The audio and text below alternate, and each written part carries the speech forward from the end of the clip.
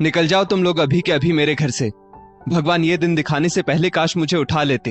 इतने सालों से जो परिवार एक साथ रहा, मैं नहीं जानता था वो इस तरह टूटेगा। क्या यही दिन देखने के लिए तुम लोगों को इतना बड़ा किया था? आज तुम लोगों को इस तरह झगड़ते देख मेरा खून खौल रहा है। चीख कर गुस्से में बोले मगनलाल जी। बड़ी बहू राधा, जिसने अभी छोटी बहू आभा को झन्नाटेदार चाटा मारा था, वो ससुर जी के ये शब्द सुनकर अंदर तक हिल गई। और बड़ा बेटा सोमेन, जो छोटे बेटे राज का गिरेबान पकड़कर खड़ा था, उसने राज के गिरेबान पर से अपने हाथ हटा लिए। बड़ी बहू राधा कुछ कहना चाहती थी, मगर मगनलाल जी किसी की बात सुने बिना वहां से चले गए और आकर एकांत में अपनी बालकनी में बैठ गए और सोचने लगे कितने प्यार और अरमानों से बनाया था उन्होंने ये घर, जिसका नाम उन्होंने अपनी पत्नी के नाम पर रखा था, चंदा निवास। मगर आज अपने बेटे बहुओं को इस तरह लड़ते झगड़ते देख उन्हें बहुत बुरा लगा था। उन्हें लगा जैसे उनकी बरसों की मेहनत पानी में मिल गई हो। जिस संयुक्त परिवार का सपना उन्होंने देखा था, आज उन्हें वो सपना अपनी आंखों के सामने ही चकनाचूर होता दिखाई दे रहा था। इस घर में मगनलाल जी, उनकी पत्नी चंदा, बड़ा बेटा सोमेन, उसकी पत्नी राधा, उनकी बेटी रिया और छोटा बेटा राज, उसकी पत्नी आभा और उनका बेटा आरव रहते थे। चंदा जी जब मंदिर से घर आई तो मगनलाल जी ने उन्हें सारी बात बताई। चंदा जी भी ये सब सुनकर दुखी हो गई और एक जगह बैठ गई।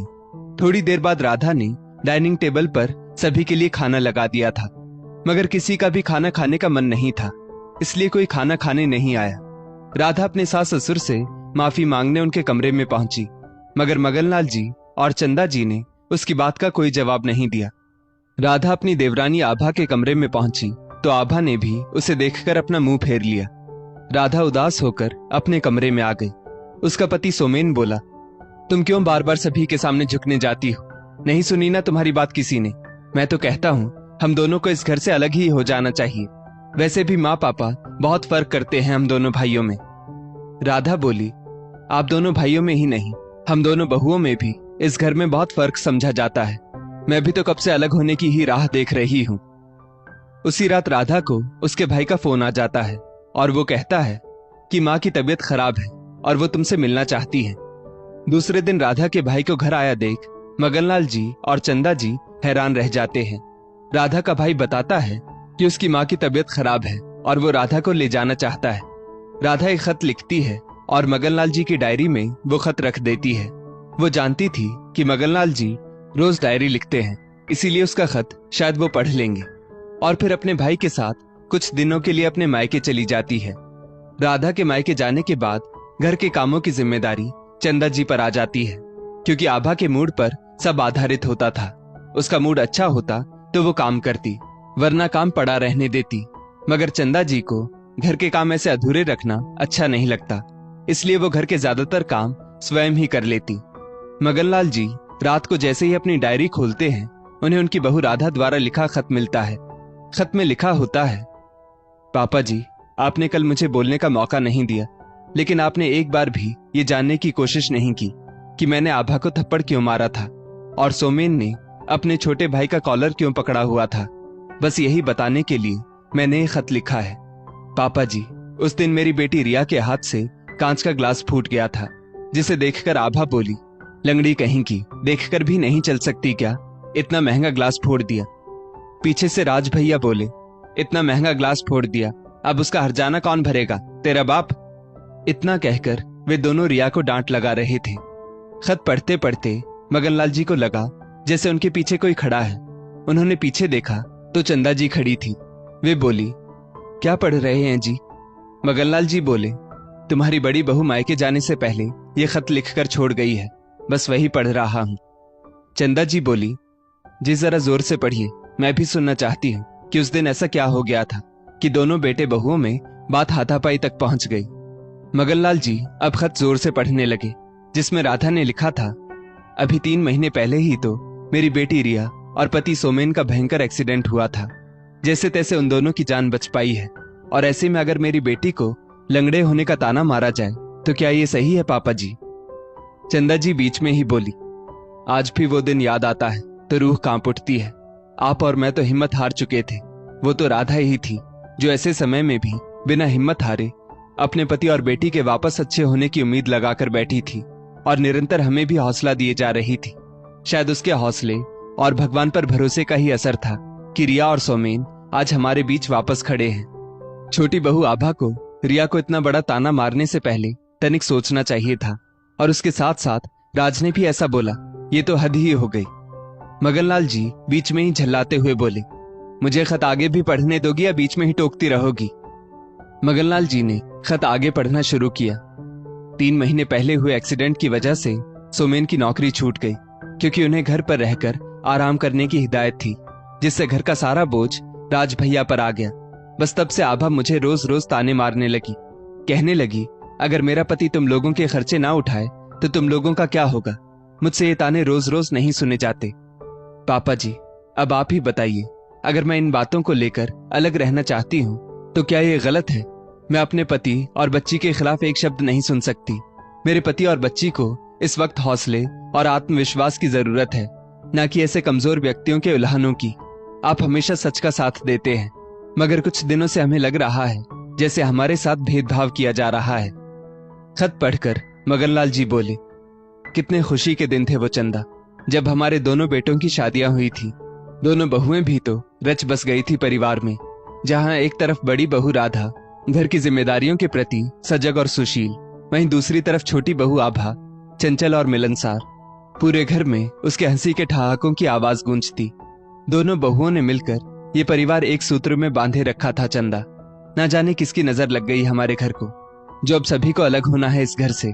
और मैं क्यों भेदभाव करूंगा मेरी दोनों औलादों में? बड़े बेटे और बहू को हमारे बारे में ऐसा क्यों लग रहा है? चंदा जी बोली, कभी कभी अनजाने में हमसे ऐसी नासमझी हो जाती है जिससे हम भेदभाव कर बैठते हैं और हमें पता भी नहीं चलता। मैं नहीं चाहती कि हमारे घर का कभी बंटवारा हो, क्योंकि घर का बंटवारा मतलब सब कुछ बंट जाना। जब घर का बंटवारा होता है तो वो सिर्फ घर का बंटवारा नहीं होता, वो तो बड़े बुजुर्गों का भी बंटवारा होता है। इतना बोलते बोलते रो पड़ी चंदा जी। मगनलाल जी बोले, बस यही वजह है कि मैं भी बंटवारा नहीं करना चाहता, मगर इस मसले का भी तो कोई ना कोई हल निकालना ही पड़ेगा।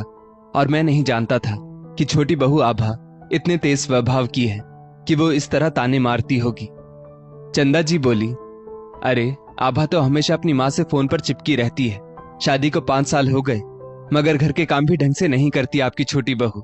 और तो और, एक बार जब वो अपनी मम्मी को यहाँ की सारी बातें बता रही थी और मैं वहां कुछ काम से गई थी, तो मैंने उसकी सारी बातें सुन ली।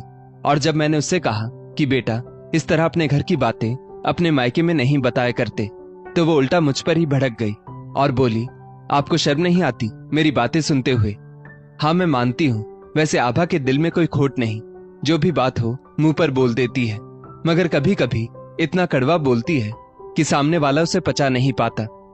मगनलाल जी बोले, मैंने भी तो बिना कुछ जाने राधा और सोमेन पर सारा इल्जाम लगा दिया, जबकि पहले मुझे बात की तह तक जाना चाहिए था। दरवाजे पर खड़ी आभा अपने सास ससुर की ये सारी बातें सुन लेती है और अपने कमरे में आकर राज से कहती है, हमारा इस बार का नाटक भी मुझे फेल होता नजर आ रहा है राज। राज बोला, क्यों, क्या हुआ आभा? इतना सब होने के बाद तो पापा हमें अलग करने का निर्णय ले ही रहे होंगे ना? आभा बोली, वो सब तो मुझे नहीं मालूम राज, मगर मैं कल मेरे मायके जा रही हूँ और अब तुम मुझे तभी वापस बुलाना जब हम अलग हो जाएं, समझे? दरअसल आभा और राज संयुक्त परिवार में अब और नहीं रहना चाहते थे। राज 3 महीनों से घर का खर्चा अकेले उठा रहा था, जिस वजह से आभा अपनी जेठानी को बात बात पर टोकती और जेठ जी के एक्सीडेंट की बात को दरकिनार रख अपनी बादशाहियत चलाती। उससे घर के ज्यादा काम भी नहीं होते थे और वो हमेशा फोन पर अपनी मम्मी से अपने ससुराल की बुराई करती रहती। इस बार उसने अपनी जेठानी को इस तरह प्रताड़ित करने की सोच रखी थी कि वो गुस्से में आकर ऐसा कदम उठाए कि बदनाम जेठानी हो और उसका अलग होने का ख्वाब भी पूरा हो जाए। मगर जब उसने अपने सास ससुर की बातें सुनी तो उसे अपने इरादों पर पानी फिरता नजर आया और वो अगले ही दिन अपनी सास से बोली, मम्मी जी, कल मैंने आप लोगों की सारी बातें सुन ली थी, मुझे आप लोगों से ये उम्मीद नहीं थी। ये तो वही बात हो गई ना, उल्टा चोर कोतवाल को डांटे। राधा भाभी सारे झगड़े की जड़ थी, मगर आपने तो सारा इल्जाम मुझ पर ही लगा दिया। अब मुझे नहीं रहना आप लोगों के साथ, आप अपनी फेवरेट बहू राधा भाभी के साथ ही रहिए। इतना बोलकर आभा अपने बेटे को लेकर अपने मायके चली गई ताकि घर के कामों से भी बच जाए। दूसरे ही दिन राधा अपने मायके से वापस आ चुकी थी। चंदा जी ने जब राधा से पूछा कि वो जल्दी क्यों आ गई, तब राधा ने उन्हें बताया कि उसे सोमेन ने फोन पर बताया कि आभा अपने मायके चली गई है और घर के सारे कामों का बोझ आप पर आ गया है और मेरी मम्मी की तबीयत भी ठीक है, अब वो मुझसे मिलना चाहती थी बस। चंदा जी सोचने लगी कि अब तक वो राधा के बारे में जो कुछ सोचती थी सही ही सोचती थी। राधा अब भी अपनी जिम्मेदारियां बखूबी निभाती है। आभा ससुराल में झगड़ा करके अपने मायके तो आ गई थी, जहां 1-2 दिन तो सबने उसकी खातिरदारी की, मगर तीसरे दिन उसने देखा कि उसके पापा उसकी भाभी से बोले, बहू चाय में शक्कर थोड़ी कम है, जरा और डाल देना। आभा की भाभी रश्मि गुस्से में बोली, पापा आपका तो ये रोज का है, कभी चाय में शक्कर कम है तो कभी सब्जी में तेल ज्यादा है। मैं तो तंग आ गई हूँ इन रोज रोज के झंझटों से, और ऊपर से आए दिन घर में कोई ना कोई मेहमान आ जाता है, वो अलग। मुझसे नहीं होती हर किसी की खातिरदारी, मुझे अब अलग रहना है। इतने में आभा भी बात में शामिल होते हुए बोली, भाभी लेकिन इतनी सी बात पर आप इतना ज्यादा गुस्सा क्यों हो रही है? रश्मि बोली, दीदी आप बीच में मत बोलिए, जाइए और चुपचाप अपना घर देखिए। आभा को अपनी भाभी का ये व्यवहार बहुत बुरा लगा और वो उदास होकर अपने कमरे में चली आई। आभा अपनी माँ सुशीला जी से बोली, माँ भाभी इतनी सी बात पर चिढ़ गई और अलग रहने की बात कर रही है। मुझे भाभी का ये व्यवहार देखकर बहुत आश्चर्य हुआ। सुशीला जी बोली, बेटा इसमें आश्चर्य की क्या बात है, आजकल सभी लड़कियां संयुक्त परिवार से अलग ही तो रहना चाहती हैं। अब तू अपने आप को ही देख ले, इन 3 महीनों में तुझे तेरे पति का घर में पैसे देना इतना खटक गया कि तू ससुराल से अलग होने के नाम पर यहाँ मायके आकर ही बैठ गई। अब ये देखकर घर में तेरी भाभी पर भी तो तेरा गलत प्रभाव पड़ा ही, और उसे भी अलग रहने की सूझी। मैं तो तुझे फोन पर भी समझाती थी कि ससुराल वालों की बातें यहाँ मायके में मत किया कर। मैंने तो तुझे कभी गलत सलाह भी नहीं दी, मगर आज तेरी इस करतूत पर एक माँ भी बदनाम होगी और सभी सोचते होंगे कि इसकी माँ ने ही इसको गलत पट्टी पढ़ाई होगी। यही फर्क होता है बेटा, जब हम अपनी भाभी को अपने माता पिता के साथ दुर्व्यवहार करते देखते हैं तो हमें बहुत दुख होता है, मगर वही व्यवहार जब हम अपने सास ससुर के साथ करते हैं तो हम अपने आप को सही समझ रहे होते हैं। ये सब सुनकर आभा को एकदम से एहसास हुआ कि उसकी माँ बिल्कुल सही कह रही है। अगले ही दिन आभा अपने ससुराल पहुंच गई। जब राज ने आभा को अचानक आए देख पूछा कि तुम तो वापस नहीं आने वाली थी। आभा बोली, राज कभी कभी हमारी आंखों पर स्वार्थ की पट्टी पड़ जाती है, जिसे कोई ना कोई उतारता जरूर है। बस कुछ यही हुआ मेरे साथ। खैर जो हुआ अच्छा हुआ, मेरी अक्ल ठिकाने आई। कहकर आभा ने अपने सास ससुर जेठ जेठानी सभी से माफी मांगी और सभी वापस प्यार से मिलजुल कर रहने लगी। एक रोज आभा को उसकी माँ सुशीला जी और भाभी रश्मि का फोन आने पर आभा अपने मायके पहुंची। तब बातों बातों में सुशीला जी ने आभा को बताया कि उन्होंने और रश्मि ने मिलकर उस दिन वो सारा नाटक किया था ताकि तुझे तेरी गलती का एहसास करवाया जा सके। आभा बोली, थैंक यू माँ और भाभी, आज उसी कारण मेरा संयुक्त परिवार आबाद है। दोस्तों, हर बेटी यही चाहती है कि उसकी भाभी उसके माता पिता को हमेशा खुश रखे और हमेशा उनके साथ रहे, मगर जब वही बेटी किसी घर की बहू बन जाती है तो वो अपने सास ससुर जेठ जेठानी से अलग क्यों होना चाहती है। इस स्टोरी को लेकर आपकी क्या राय है, नीचे कमेंट करके जरूर बताइएगा, और ऐसी ही और भी बेहतरीन वीडियोस के लिए हमारा पेज जरूर फॉलो करें।